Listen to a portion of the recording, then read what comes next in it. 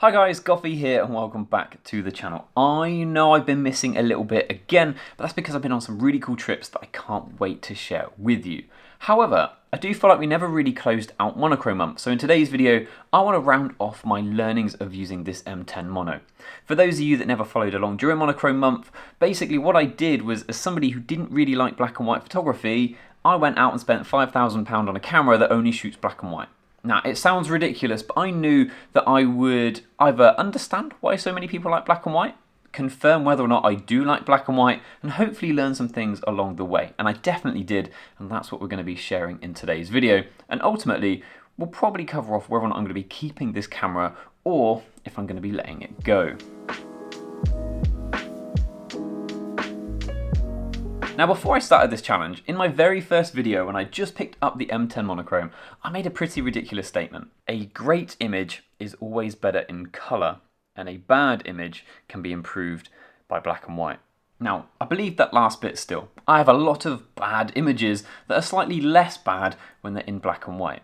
However, the first part of that statement about a great image always being better in colour, I've definitely changed my mind on that. Two images, these two in particular, are two images that I think benefit from being in black and white. The two photos that I really like.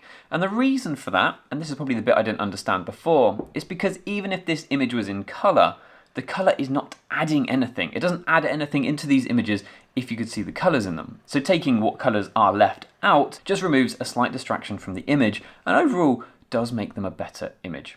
So there, I stand corrected. I definitely have an appreciation of great photos being even greater in black and white than they are in colour.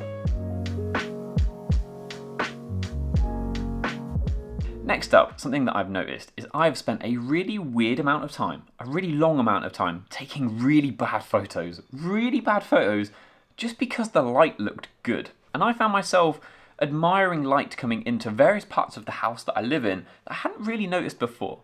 I think I've got about 100 photos of this vase in my window, just because the light coming through the window at the time looked good.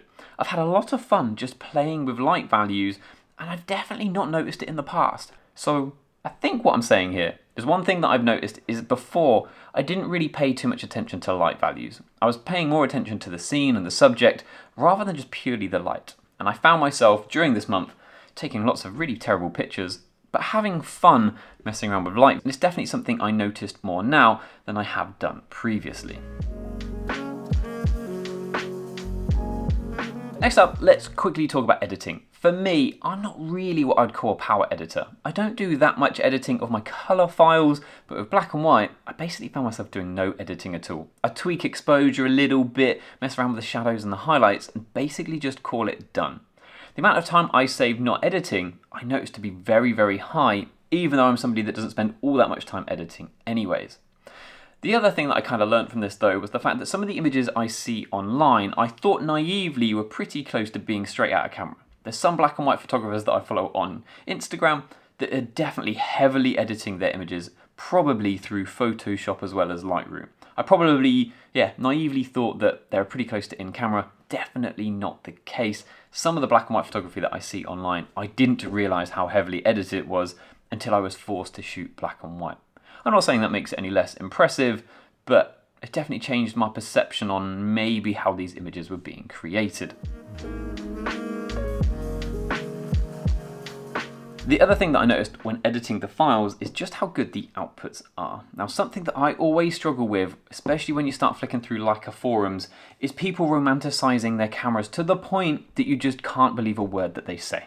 So I was never really sure what to expect when I loaded the files of this camera into Lightroom. People will have you believe it will be absolutely amazing. The reality was, it was actually pretty good. I actually think the files out of this camera from a sharpness, resolution and high ISO point of view look better than my M11. I don't have an M10R to compare to, but comparing to the M11, which has more resolution, this thing appears to have more resolution. I'm going to do a video at some point where I compare this to the M11 with some side-by-sides of the same image, but I think the point I'm trying to make here is, as much as you lose colour, and you therefore can't play with the colour sliders, there is a performance gain to be had in other areas over the typical colour cameras.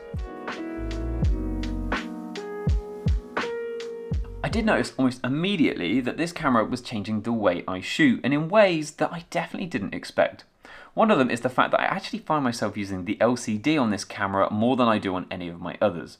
Now the reason for that is a lot of the time with black and white photography, you may actually want to blow a highlight, or you may want to turn a shadow into complete darkness because you want to get that feeling of contrast in your image. Now with my Leica M11, I basically just shoot it all the time in a way that I know I'm going to edit the images later. Basically, I underexpose everything, preserve the highlights, because I know in post I'll be able to bring the shadows up. Now in theory, if you know you want to edit, that's definitely the same way to treat this camera. Save the highlights, because highlight retention of this camera is pretty terrible. But to have fun with black and white photography, I found myself almost ignoring the histogram, who cares about perfect histogram, and instead trying to get the image close in camera. And to do that, I did need the help of the LCD, trying to get the exposure values right for the subject that I wanted. So yeah, that was something that I didn't expect to change. I thought using a mono camera would mean I use this less, but I actually found myself using the LCD more. Now, one of my favourite parts of Monochrome month, and it may sound a little bit counterintuitive, has been the fact that I am absolutely terrible at it. Because being bad at something gives you this space to grow and learn. And it feels like every single time I've gone out over Monochrome month, I've found myself getting a little bit better at it. And because I've got better at it, I've felt good about it and I've had a great time. One of the best ways to try and enjoy something is to be learning, because that little dopamine you get from getting that little bit better really does matter. And I think that has been my biggest learning from this month, is just the fact that because I'm bad at it, it's given me this space to grow. I am a better photographer at the end of Mono month than I was at the start of it, because I did something that was outside of my lane. And I think that's my biggest tip from this. My biggest bit of advice is just try something new. Get out of your lane at times, because it gives you the space to grow. So then Mono month came to an end, and I had a choice, a pretty immediate choice to be honest. The last day of Mono month was the day I was packing for a trip to go to Slovenia to photograph Lake Bled. Now I knew straight away that I wanted to shoot colour images, so into my kit bag went my Leica M11 and a couple lenses. So then the question came up of, well, do I take the mono or not? Have I loved this camera enough to take it with me? And I think if it wasn't for YouTube, I probably would have done. Now my problem with YouTube is into my kit bag also goes my Sony FX30 and another couple lenses. So my decision really is it worth taking a third camera?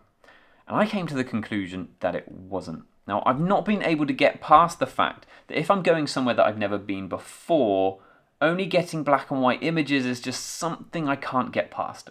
I might never go back to Slovenia and Lake Bled, therefore I'm definitely going to shoot colour, and I may convert them to black and white.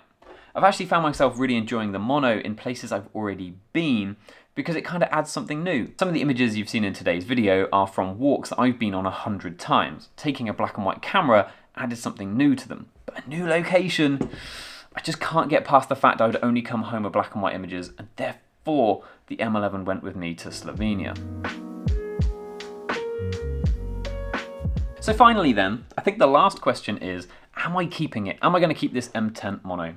In the short term, the answer to that question is yes. I've been really enjoying using this camera in places I've already been. It is adding a lot of fun to the mundane and everyday life and places that I've already visited. New places, I'm probably going to shoot colour. Places I've been before, this thing might come with me. Now we're also heading into the winter here in the UK as well, and I have a feeling during the winter months it might be where this camera really shines. And I really want to get into London because I've not actually taken it there yet, and I've got a trip there next week with a few surprise guests that I can't wait to share with you.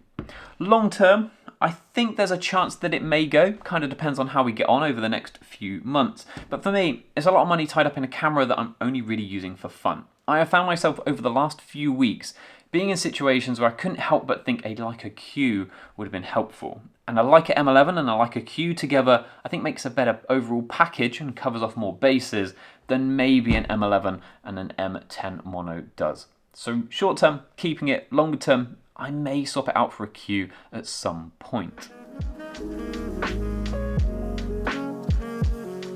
But importantly, I have learned an awful lot from this experience. Doing 30 days of only shooting monochrome on a monochrome only camera taught me a lot. I've shared most of my learnings in this video, but importantly, I am a better photographer now than I was when I started. I have a newfound respect for black and white. I personally have got better at shooting black and white, and importantly, I think my understanding of why people shoot black and white and why people choose to almost only shoot black and white is something that I now understand that beforehand maybe I didn't. So for me, picking up this camera was mission accomplished.